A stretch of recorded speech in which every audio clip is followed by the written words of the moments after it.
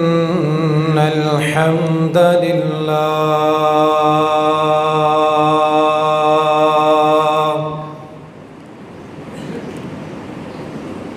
نحمده ونستعينه ونستغفره ونعوذ بالله من شرور أنفسنا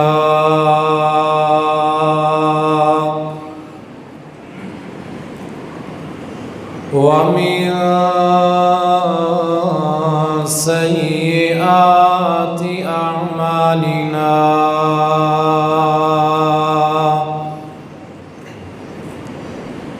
من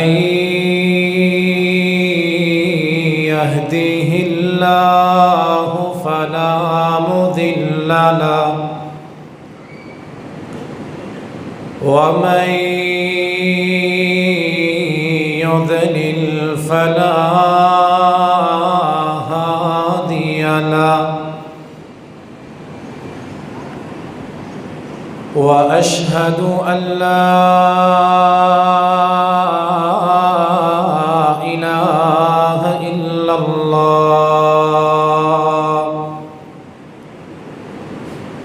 وحده لا شريك له وأشهد أن محمدًا عبده ورسوله أما بعد فإن خير الحديث كتاب الله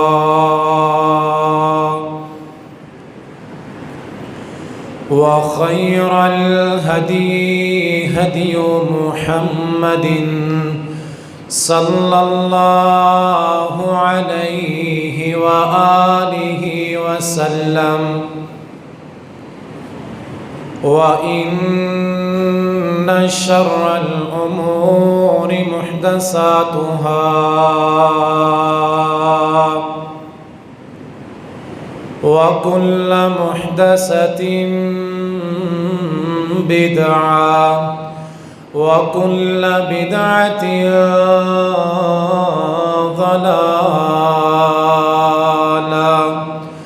وكل ضلالة في النار. أعوذ بالله السميع العليم من الشيطان الرجيم من همزه ونفخه ونفثه. يا أيها الذين آمنوا اتقوا الله وقولوا قولا سديدا يصلح لكم أعمالكم ويغفر لكم ذنوبكم ومن يطع الله ورسوله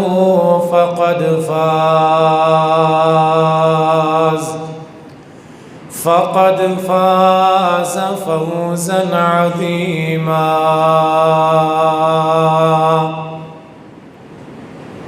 قال الله تعالى في كلامه المجيد: بسم الله الرحمن الرحيم. يا أيها الذين آمنوا ادخلوا في السلم كافة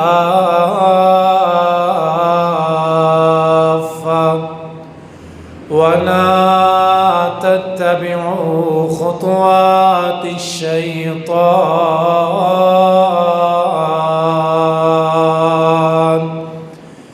إنه لكم عدو مبين. وقال الله تعالى في مقام آخر: بسم الله الرحمن الرحيم. أفتؤمنون ببعض الكتاب وتكفرون ببعض، فما جزاء من يفعل ذلك منكم إلا خزي في الحياة الدنيا، ويوم القيامة يردون إلى أشد العذاب، وما الله بغافل عما تعملون. وقال الله تعالى في مقام آخر: بسم الله الرحمن الرحيم. وآتاكم من كل ما سألتموه وإن تعدوا نعمة الله لا تحصوها إن الإنسان لظلوم كفار. اللهم صل على محمد وعلى آل محمد كما صليت على إبراهيم وعلى آل إبراهيم إنك حميد مجيد. اللهم بارك على محمد وعلى آل محمد كما باركت على إبراهيم وعلى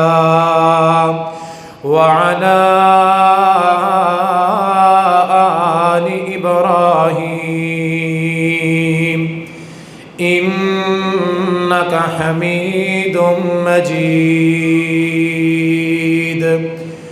رب اشرح لي صدري ويسر لي أمري واحلل عقدة من لساني يفقه قولي.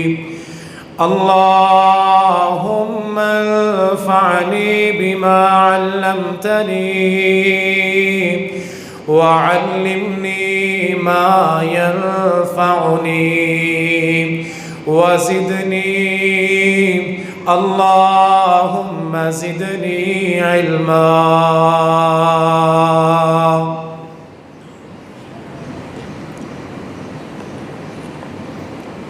یا ایھا الذین آمنوا،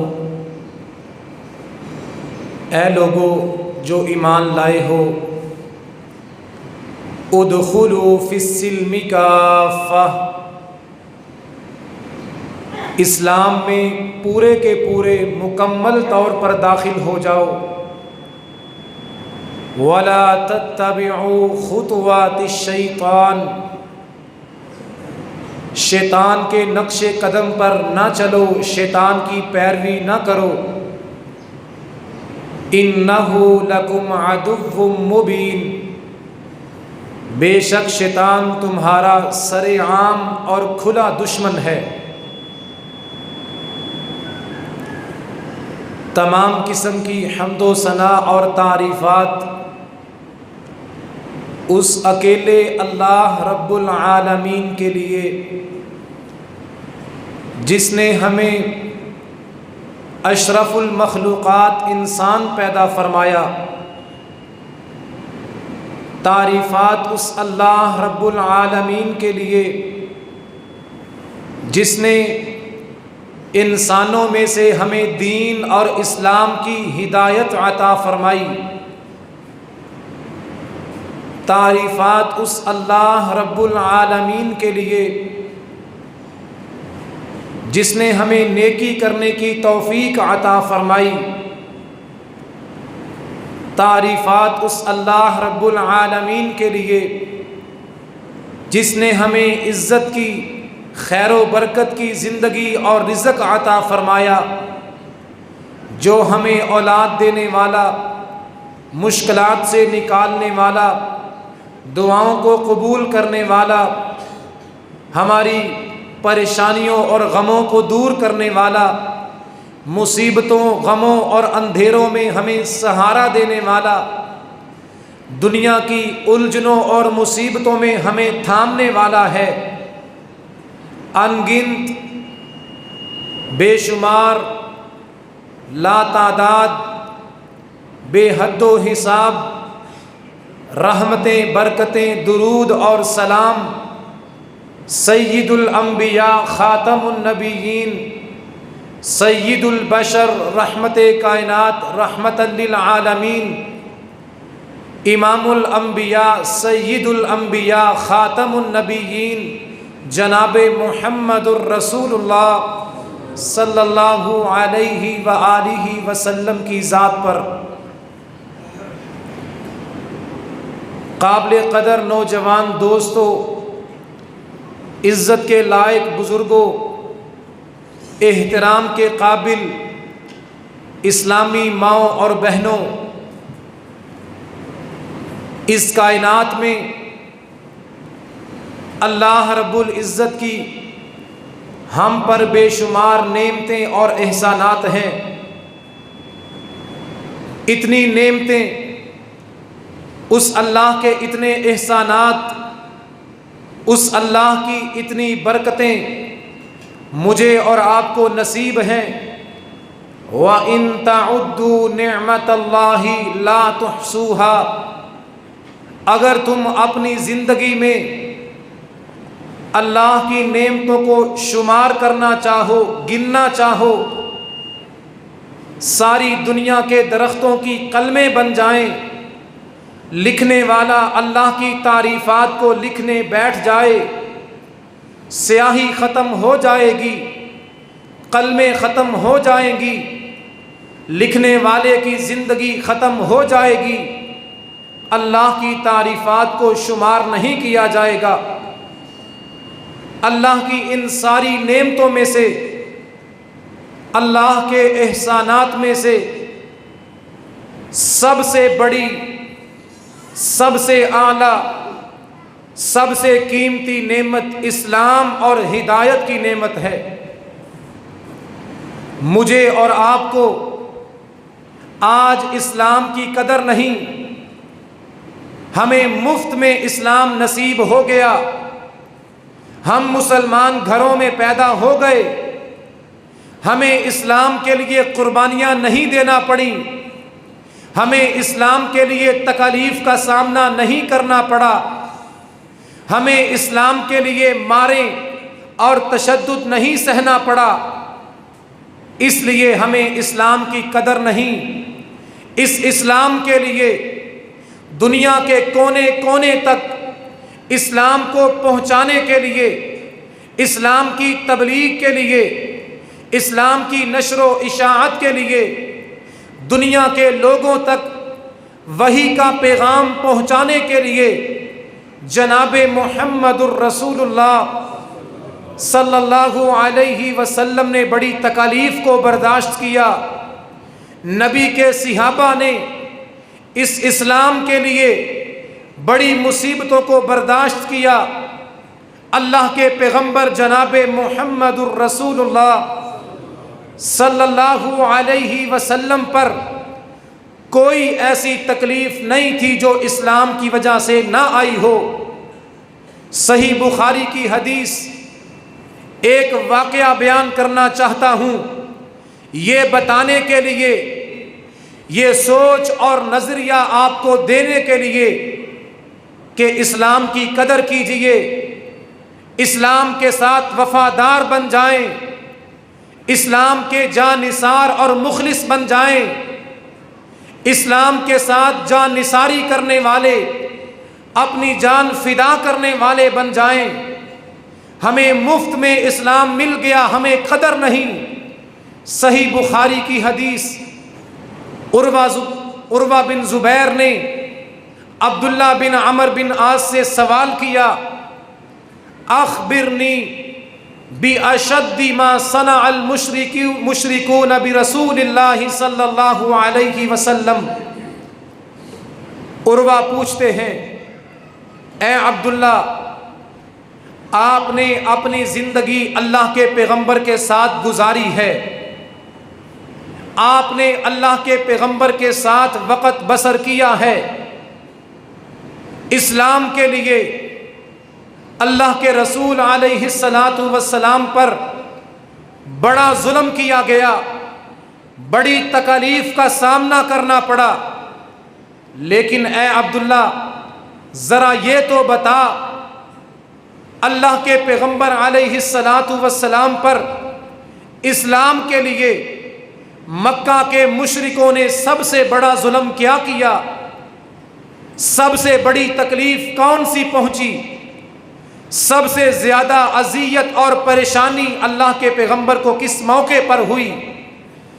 صحیح بخاری کے الفاظ، بینا رسول اللہ صلی اللہ علیہ وسلم یصلی بفناء الکعبہ اذا اقبل عقبۃ بن ابی معیط۔ عبداللہ بن عباس فرماتے ہیں، مکہ میں اللہ کے رسول صلی اللہ علیہ وسلم خانہ کعبہ کے صحن میں نماز ادا کر رہے تھے۔ نماز کے دوران مکہ کا ایک مشرک، مکہ کا ایک کافر بے ایمان مکہ میں بیت اللہ میں داخل ہوا اور اس نے فَأَخَذَ بِمَنْكِبِ رَسُولِ اللَّهِ صلی اللہ علیہ وسلم وَلَوَى ثَوْبَهُ فِي عُنُقِ۔ عقبہ بن ابی معیط نے اللہ کے پیغمبر علیہ السلام کو نماز کی حالت میں کندھے سے پکڑا، اپنی چادر اللہ کے پیغمبر کے گلے میں لپیٹ کر پورے زور سے اس کو کھینچا۔ اللہ کے پیغمبر کے گلے پر سرخ نشان پڑا، آپ نماز کی حالت میں ہیں۔ اس نے دوبارہ پھر چادر کو کھینچا، پوری طاقت کے ساتھ، پوری قوت کے ساتھ، پورے زور کے ساتھ اللہ کے نبی کے گلے میں چادر ڈال کر گلے کو دباتا ہے، کھینچتا ہے۔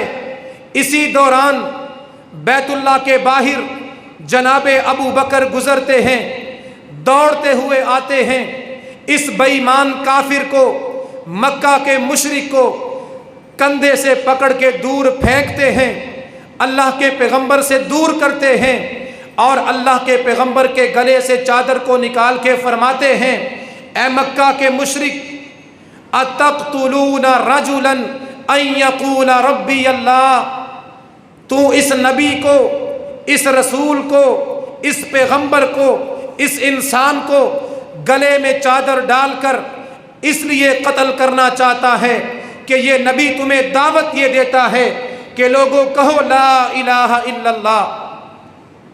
اس کلمے کے لیے، اس دین کے لیے، اسلام کے لیے، جو قرآن، جو دین میرے اور آپ کے پاس پہنچا، آج ہم مسلمان ہیں، ہم تک اسلام پہنچنے میں اللہ کے پیغمبر علیہ السلام نے کتنی قربانیاں دیں۔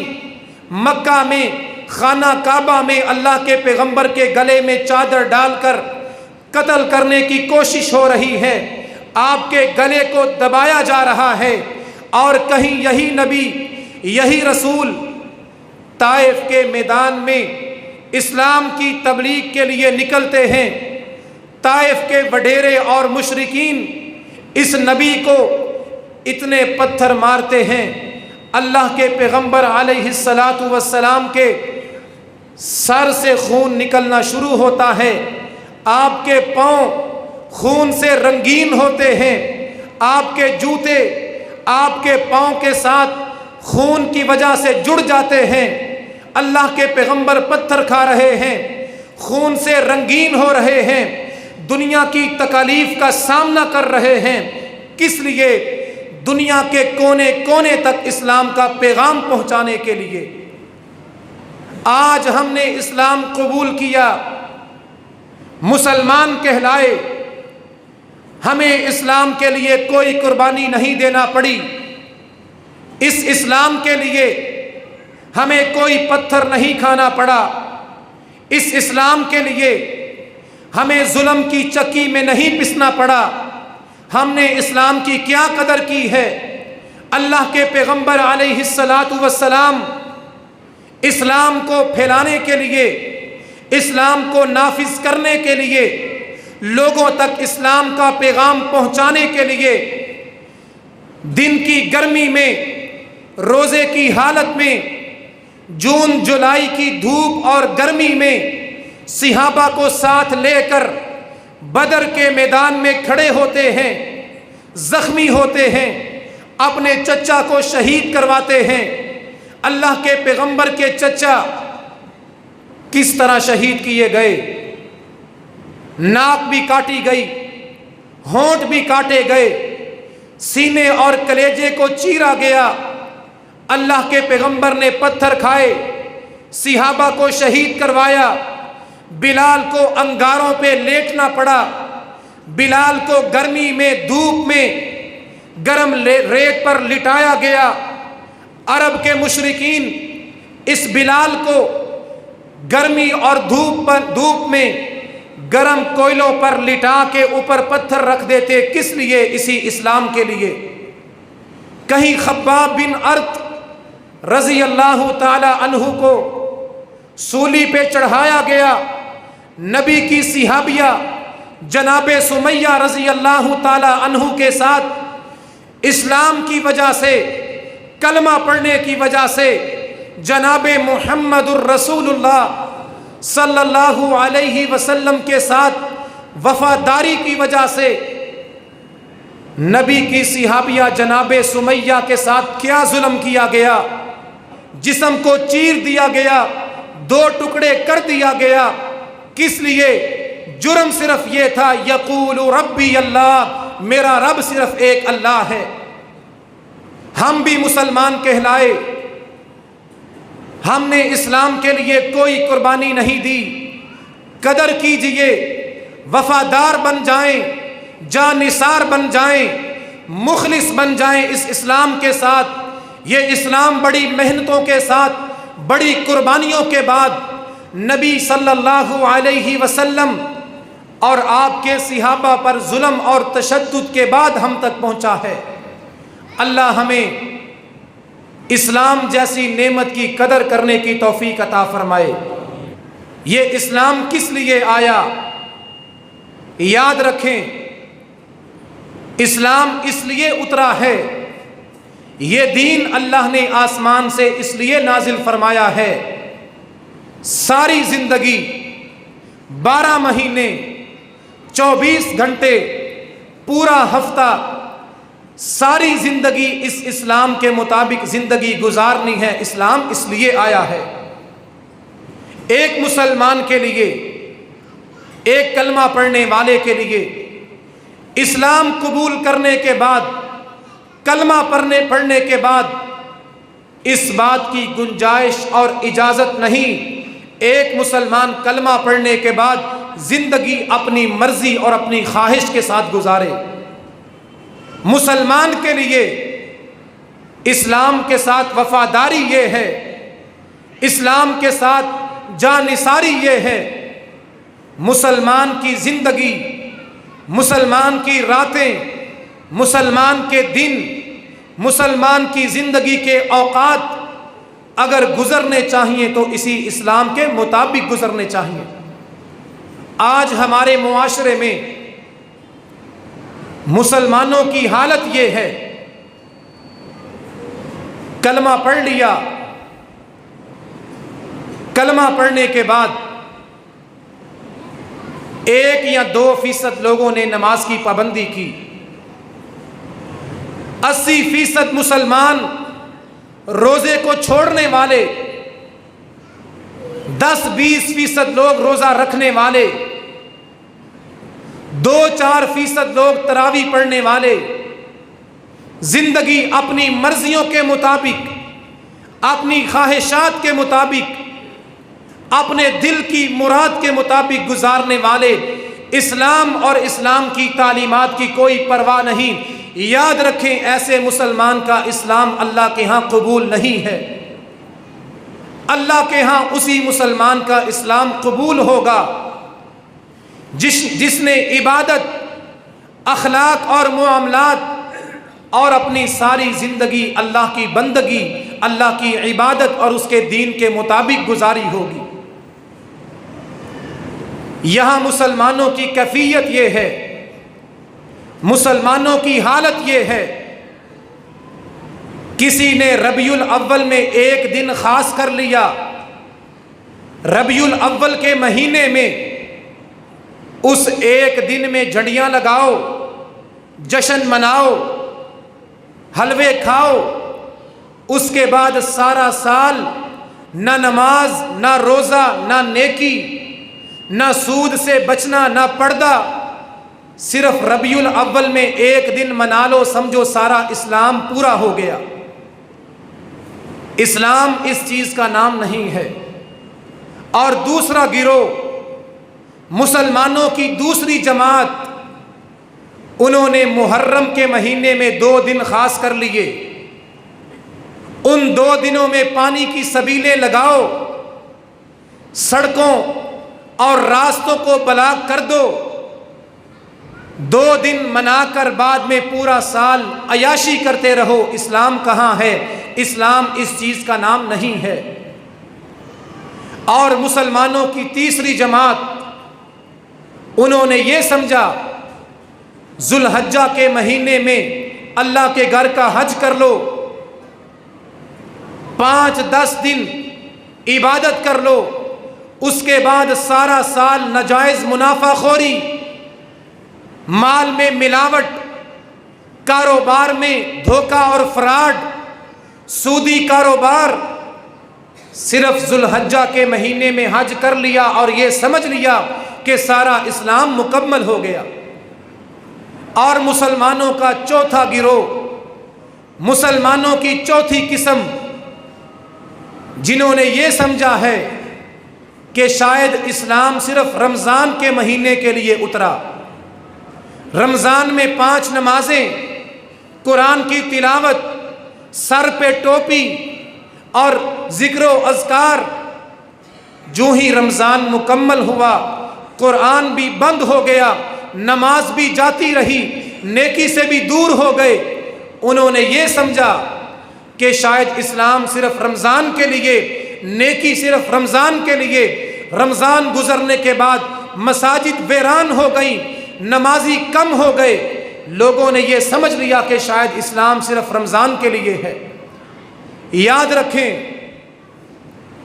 اسلام کو نازل کرنے والے، اسلام کو اتارنے والے، زمینوں آسمانوں کو پیدا کرنے والے خالق ارض و سماوات نے مسلمانوں کو حکم دیا، ادخلوا فی السلم کافہ۔ اگر کلمہ پڑھا ہے، مسلمان کہلائے ہو، اب حکم یہ ہے مکمل طور پر ساری زندگی کے لیے اسلام میں پورے کے پورے داخل ہو جاؤ۔ تجارت ہو اسلام کے مطابق، اخلاق ہو اسلام کے مطابق، رشتہ داریاں ہوں اسلام کے مطابق، عبادت ہو اسلام کے مطابق، خوشی ہو اسلام کے مطابق، غمی ہو اسلام کے مطابق، رات گزرے اسلام کے مطابق، دن ہو اسلام کے مطابق۔ مسلمان سے تقاضا یہ ہے، مسلمان کے لیے حکم یہ ہے، مرد ہو یا عورت ہو، کلمہ پڑھنے کے بعد پوری زندگی ایک ایک عمل، ایک ایک قدم اسلام کے مطابق اٹھانا، یہ ہے اصل مسلمان، یہ ہے حقیقی مسلمان جن کا اسلام اللہ کے ہاں قبول ہوگا۔ اور اصل اسلام کیا ہے؟ مکمل طور پر اسلام میں داخل کس انداز میں ہونا ہے؟ صحیح بخاری کی حدیث۔ سب سے پہلے میرے نوجوان دوستوں، بھائیوں، قابل قدر ماؤں اور بہنوں، رمضان کا یہ جمعہ سبق سیکھ کر جائیں، اسلام کی تعلیمات کو حاصل کر کے اٹھیں۔ مکمل اسلام کس چیز کا نام ہے؟ پورے کے پورے اسلام میں داخل کس انداز میں ہونا ہے؟ ایک مسلمان کے لیے کلمہ پڑھنے کے بعد اپنے اسلام کا ثبوت دینے کے لیے، اپنے اسلام کو ثابت کرنے کے لیے جناب محمد الرسول اللہ صلی اللہ علیہ وسلم کی تعلیم یہ ہے، بنی الاسلام علی خمس، اسلام کی بنیاد 5 چیزوں پر ہے۔ جس مسلمان کے اندر یہ 5 چیزیں موجود ہوں گی اس کا اسلام اللہ کے ہاں قبول ہوگا۔ شہادت اللہ الہ الا اللہ وان محمد الرسول اللہ۔ اسلام کے اندر اگر داخل ہونا ہے، سب سے پہلے اپنی زبان سے گواہی دینی ہے، دل سے یقین کرنا ہے اس آسمان کے نیچے اور زمین کے اوپر بندگی، عبادت، نظر و نیاز، سجدے اور دعا کے قابل اگر کوئی ہے تو فقط ایک اللہ ہے۔ اور دوسری گواہی یہ دینی ہے، اللہ کے سارے نبیوں میں سے، سارے رسولوں میں سے آخری نبی، آخری رسول، خاتم النبیین جناب محمد الرسول اللہ صلی اللہ علیہ وسلم ہیں۔ یہ کلمہ پڑھ لیا، اللہ اور اس کے رسول پر ایمان لے آئے۔ کلمہ تو ہم سب نے پڑھا ہے۔ مسلمان کی دوسری علامت، مسلمان کی دوسری شناخت یاد رکھیں، اس کے بغیر کوئی مسلمان سچا مسلمان نہیں۔ کلمہ پڑھنے کے بعد اقام الصلاۃ، 24 گھنٹوں میں 5 نمازوں کی پابندی۔ کسی کو شک نہ ہو، کوئی بھول اور غفلت میں نہ رہے۔ جو مسلمان کلمہ پڑھنے کے بعد 5 نمازوں کی پابندی نہیں کرتا، اللہ کے پیغمبر علیہ السلام کی سینکڑوں احادیث گواہی دیتی ہیں، شہادت دیتی ہیں، بے نمازی اللہ کے کاغذوں میں مسلمان نہیں ہے۔ اس حدیث کو سننے کے بعد اس مسجد میں خطبہ جمعہ کے لیے آنے والے والدین ذرا اپنے گریبان میں جھانک کر دیکھیں، کیا ہمارے گھروں میں رہنے والی اولاد مسلمان ہے یا کافر ہے؟ اللہ کے پیغمبر علیہ السلام نبوت والی زبان، سچی اور کھری زبان سے نکلنے والے الفاظ، آپ نے فرمایا من ترک الصلاۃ فقد کفر، من ترک الصلاۃ فقد اشرک، من ترک الصلاۃ فقد حبط عملہ۔ بے نمازی بندہ کافر ہے، بے نمازی بندہ مشرک ہے، اور بے نمازی، نماز کو چھوڑنے والا جتنی مرضی نیکیاں کرے، صحیح بخاری کی حدیث، فقد حبط عملہ، بے نمازی کی ساری نیکیاں اللہ نے ضائع کر دی ہیں۔ اسلام قبول کرنے کے بعد مسلمان کہلانے کے بعد مکمل طور پر اگر اسلام میں داخل ہونا ہے، سب سے پہلا کام 5 نمازوں کی پابندی، وَإِيتَاءِ الزَّكَاةِ، اور خالی نمازوں پہ گزارا نہیں کرنا، نماز کی پابندی کے بعد اپنے مال کی زکوٰۃ بھی دینی ہے۔ خطبہ جمعہ کے لیے آنے والے دوستوں اور بزرگوں سے یہ گزارش کروں گا، نماز کے بعد دین کا دوسرا بڑا حکم، مسلمان کی پہچان زکوٰۃ کی ادائیگی۔ آج اللہ کے گھر میں بیٹھ کر اپنے دل سے سوال کریں، کون ہے جو باقاعدہ حساب کر کے پوری زکوٰۃ اللہ کی راہ میں نکالتا ہے؟ فصلوں کا عشر، سونے کی زکوٰۃ، چاندی کی زکوٰۃ، روپے پیسے کی زکوٰۃ۔ ہمیں درہم اور دینار کمانے تو آتے ہیں، ہمیں ڈالر کمانے تو آتے ہیں، ہمیں درہم دینار اور ڈالر گن گن کر رکھنا اور سنبھالنا تو آتا ہے، لیکن اللہ کی راہ میں زکوٰۃ دینا نہیں آتا۔ اللہ کے پیغمبر علیہ السلام نے فرمایا، یہی درہم، یہی دینار، یہی سونا اور چاندی جو انسان گن گن کے رکھتا ہے، زکوٰۃ نہیں نکالتا، قیامت کا دن ہوگا اللہ اسی مال و دولت کو جہنم کی آگ میں گرم کر کے اس کی پیشانی پہ لگائے گا، یہی مال سانپ بن کر اس کی گردن میں ڈالا جائے گا اور کہا جائے گا ھذا کنزتم، یہی ہے وہ مال اور دولت، یہی ہے وہ خزانہ جس کی زکوٰۃ نہیں دیا کرتے تھے۔ خالی رمضان کے روزے، رمضان کی تراویح، قرآن کی تلاوت، خالی نمازوں پہ گزارا نہ کریں۔ اگر اللہ نے مال عطا کیا ہے، اس مال کا حساب کر کے مکمل طور پر صحیح زکوٰۃ ادا کریں اگر اسلام میں مکمل طور پر داخل ہونا ہے۔ اور اسلام کا تیسرا حکم والحج، اگر اللہ نے مال و دولت اور صحت عطا فرمائی ہے، مسلمان پہ فرض ہے، ضروری ہے، لازمی ہے کہ مسلمان اگر صحت مند اور مالدار ہے اللہ کے گھر کا حج کرے۔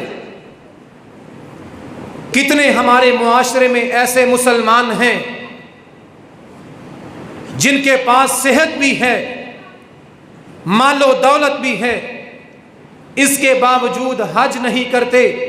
اللہ کے پیغمبر علیہ السلام نے فرمایا، جو مسلمان طاقت ہونے کے باوجود، پیسہ ہونے کے باوجود حج نہیں کرتا، یہ کافر ہو کے مرے یا یہودی ہو کے مرے، مجھے اس کی کوئی پرواہ نہیں۔ اللہ نے مال دیا ہو، صحت دی ہو، یہ پھر کنجوسی اور بخل کرے، اللہ کے گھر کا حج نہ کرے، یہ مکمل اسلام میں داخل ہونے والا نہیں، یہ کبیرہ اور بڑا گناہ کرنے والا ہے۔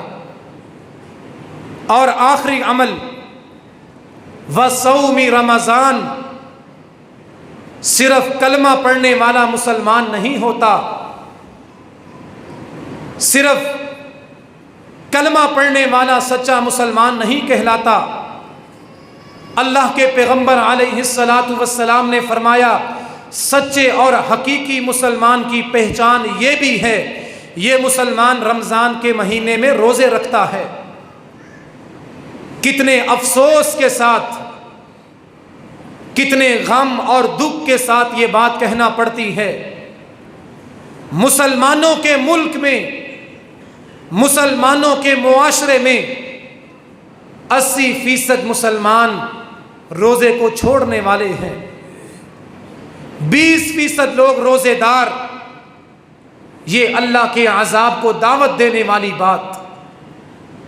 حالات کا رونا تو ہر بندہ روتا ہے، لاک ڈاؤن کی وجہ سے پریشان تو ہر بندہ ہے،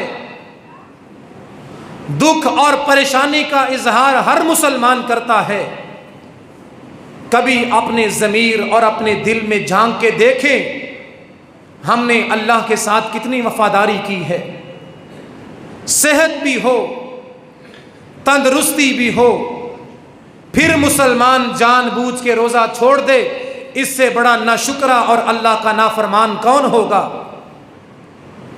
صحت بھی ہو، تندرستی بھی ہو، اس کے باوجود رمضان کے روزے نہ رکھے، اس زمین پر آسمان کے نیچے اس سے بڑا اللہ کا باغی کون ہوگا؟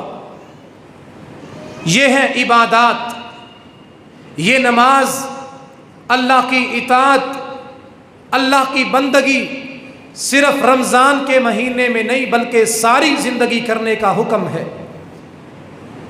اور اس کے بعد غور کرنے کے قابل ایک بات، بہت سے مسلمان یہ شکوہ اور شکایت کرتے ہیں کہ جو مسلمان نماز روزے کی پابندی کرتے ہیں ان کا اخلاق انتہائی گھٹیا اور گندا ہوتا ہے۔ نماز روزے کی پابندی کرنے والے زبان کے بڑے کڑوے ہوتے ہیں، مزاج کے بڑے سخت ہوتے ہیں۔ اسلام صرف نماز روزے کا نام نہیں، صرف قرآن پڑھ لیا، نفل پڑھ لیے، نمازیں 5 پڑھ لی، رمضان کے روزے رکھ لیے، بیت اللہ کا حج کر لیا، زکوٰۃ دے دی، صرف اسی چیز کا نام اسلام نہیں ہے۔ ایک سچا مسلمان، ایک حقیقی مسلمان نماز روزے کی پابندی اور عبادات کے ساتھ اپنے اخلاق کو اچھا بناتا ہے، مسلمانوں کے لیے نرم ہوتا ہے، اس کے الفاظ اور زبان میں مٹھاس ہوتی ہے، اس کی طبیعت میں نرمی ہوتی ہے، اور یہ نرمی اور اچھا اخلاق جس کے بارے میں جناب محمد الرسول اللہ صلی اللہ علیہ وسلم نے فرمایا ما من شیء اثقل فی المیزان من حسن الخلق، قیامت کا دن ہوگا، انسان کی نیکیاں تولی جا رہی ہوں گی، ترازو قائم ہوگا، اس ترازو میں انسان کی سب سے زیادہ وزنی، سب سے بھاری اور سب سے بڑی نیکی کیا ہوگی؟ حسن الخلق، انسان کا اچھا اخلاق ترازو اور نامہ اعمال میں سب سے بڑی اور قیمتی نیکی ہوگی۔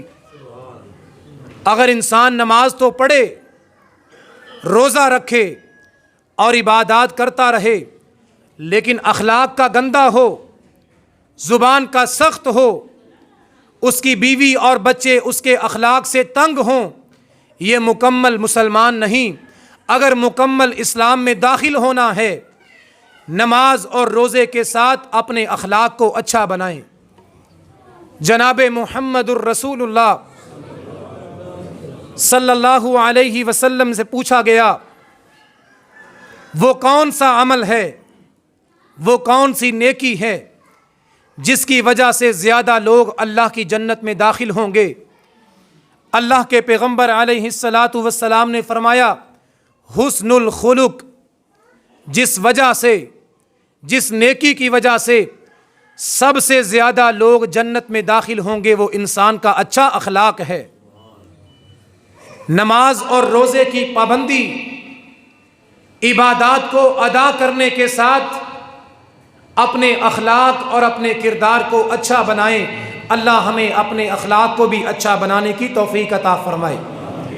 اور اس کے بعد اگر اسلام میں مکمل طور پہ داخل ہونا ہے، اس کے لیے زندگی کے کسی لمحے اپنے رب کو نہ بھولیں۔ جناب عبداللہ بن عمر رضی اللہ تعالی عنہ پہاڑوں میں کسی جنگل میں جا رہے تھے۔ عبداللہ بن عمر نے دیکھا ایک چرواہا جنگل میں بکریاں چرا رہا ہے۔ آپ نے فرمایا یا راعی الغنم هل من جزرہ، عبداللہ بن عمر نے اس چرواہے سے پوچھا کیا کوئی بکری بیچنا چاہتے ہو؟ مجھ سے پیسے لے لو، رقم لے لو، بکری مجھے بیچ دو۔ چرواہے نے جواب دیا لیس ہا ہنا ربھا، میں بکریوں کا مالک نہیں، میں ملازم ہوں، خادم ہوں، ان کا مالک کوئی اور ہے، بکری کو بیچنے کا اختیار میرے پاس نہیں۔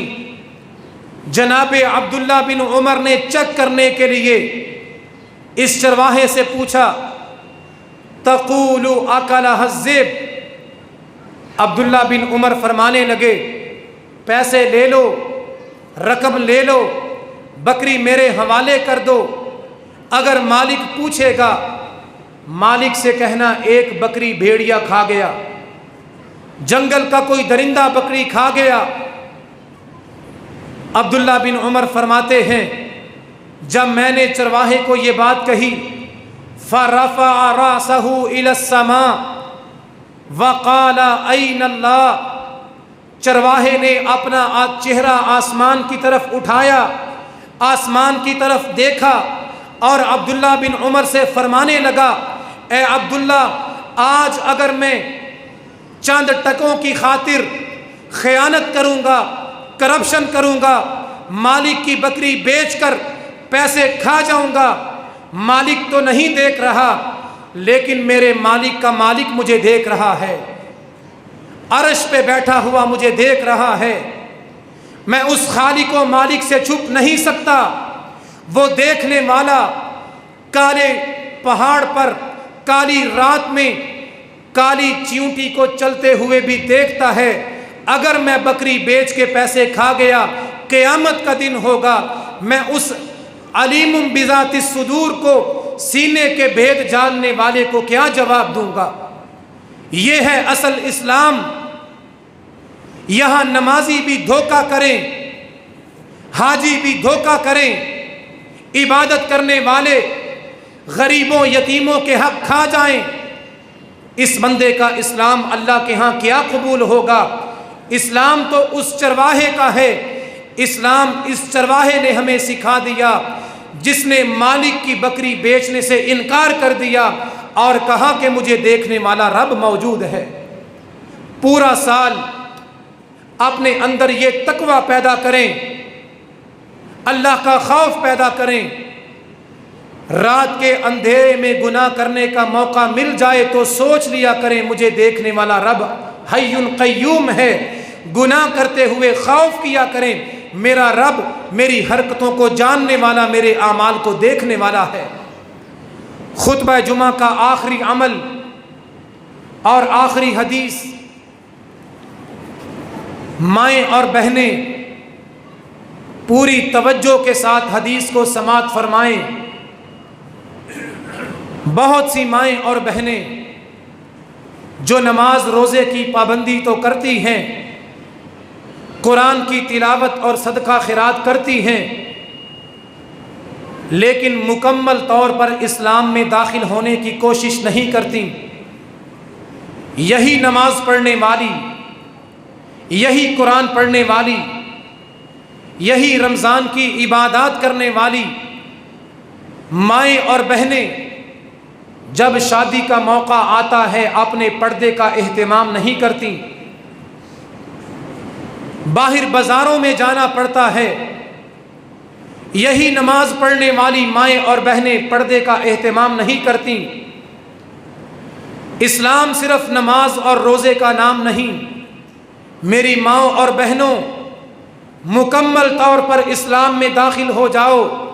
رمضان کی عبادات، رمضان کے روزے اور نمازیں اور تلاوتیں، ان نیکیوں کے ساتھ اگر مکمل اسلام میں داخل ہونا ہے، ہر خوشی کے موقع پر باہر بازار میں جاتے ہوئے اپنے آپ کو باپردہ بنا لو، اپنے چہرے کو ڈھانپنے والی، اپنے جسم کو چھپانے والی، اپنے بالوں کو ڈھانپنے والی بن جائیں اگر مکمل طور پہ اسلام میں داخل ہونا ہے۔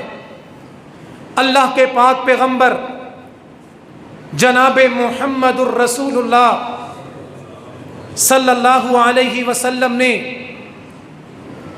یہ بات ارشاد فرمائی، صنفانی لم اراہما، جہنمیوں کی دو ایسی قسمیں ہیں، اللہ ہم سب کو جہنم سے آزاد فرمائے۔ جہنمی لوگوں کی دو ایسی قسمیں ہیں، ایسے دو جہنمی اللہ کے پیغمبر فرماتے ہیں ان کو جہنم میں اتنا سخت عذاب ہوگا، ایسا عذاب کسی اور کو نہیں ہوگا۔ ان میں سے پہلا کون ہے؟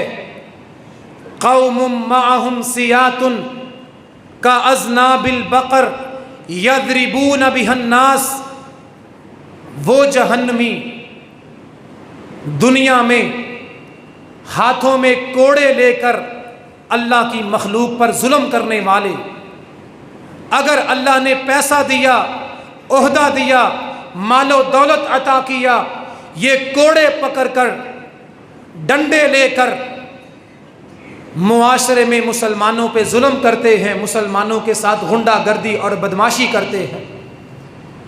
یہ بدماشی کرنے والے، سرکشی کرنے والے، لوگوں کو مارنے والے، جوانی کے نشے میں لوگوں پہ ظلم کرنے والے، اللہ کے پیغمبر فرماتے ہیں یہ وہ جہنمی ہے جتنا سخت ان کو عذاب ہوگا کسی اور جہنمی کو اتنا خطرناک عذاب نہیں ہوگا۔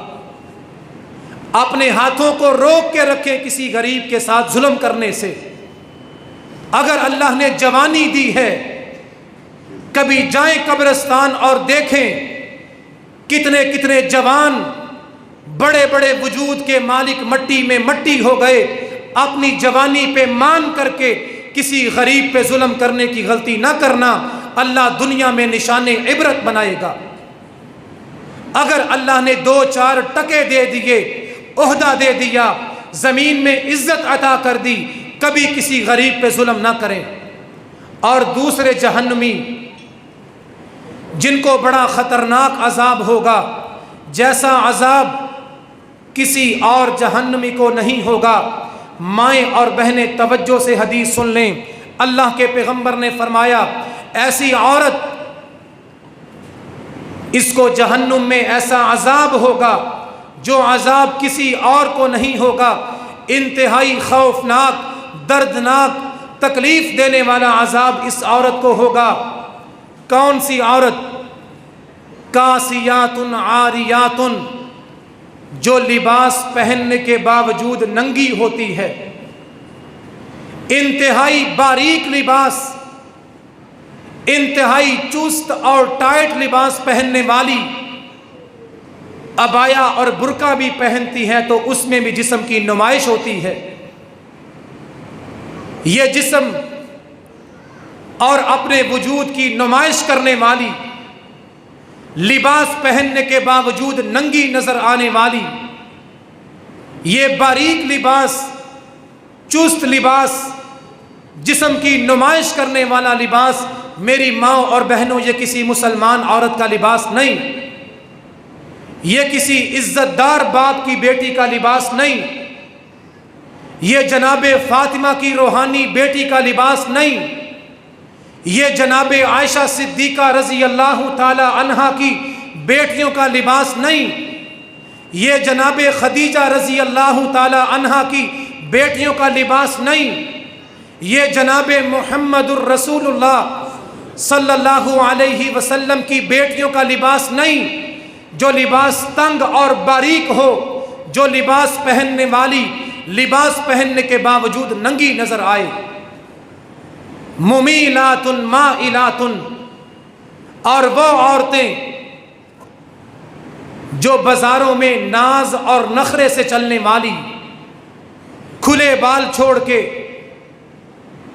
ننگا جسم لے کر، ننگا ٹخنا کر کے، اپنے وجود کی نمائش کرتے ہوئے، شوخی مارتے ہوئے، شادی بیاہ اور بازاروں میں جانے والی، جو خود بھی لوگوں کو برائی کی دعوت دے رہی ہے اور جو خود بھی لوگوں کی طرف مائل ہو رہی ہے، اپنے وجود کو ظاہر کرنے والی عورت، اور اس کے بعد رؤوسہن کأسنمۃ البخت المائلہ، وہ عورت جو اپنے بالوں کا جوڑا کرتی ہے، سارے بال اکٹھے کر کے اپنے سر کے اوپر باندھ کر اونٹ کی کوہان بناتی ہے، اپنے بالوں کا جوڑا کرتی ہے، یہ جوڑا کرنے والی عورت، اس طرح شوخی مارنے والی عورت، اللہ کے پیغمبر فرماتے ہیں باریک لباس پہن کر، تنگ لباس پہن کر، نخرے سے چلنے والی، ننگے بال لے کے نکلنے والی، جسم کی نمائش کرنے والی، اپنے بالوں کا جوڑا بنانے والی، اس عورت کو جہنم میں ایسا عذاب ہوگا جتنا سخت اور خطرناک عذاب کسی اور کو نہیں ہوگا۔ اللہ ہمیں ان باتوں کو سمجھ کر مکمل طور پر صحیح معنوں میں ساری زندگی اسلام میں داخل ہونے کی توفیق عطا فرمائے۔ وما علی الا البلاغ المبین۔